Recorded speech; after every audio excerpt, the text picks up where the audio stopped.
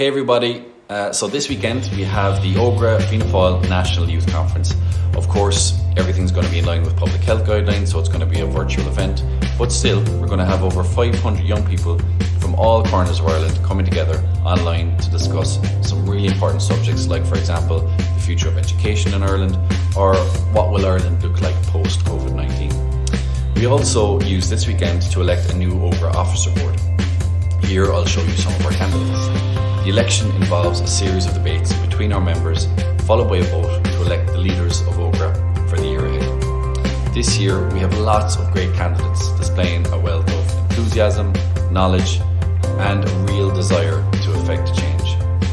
I'm delighted to see so many young people actively engaged in shaping the future of our country. So please join the conversation online this weekend.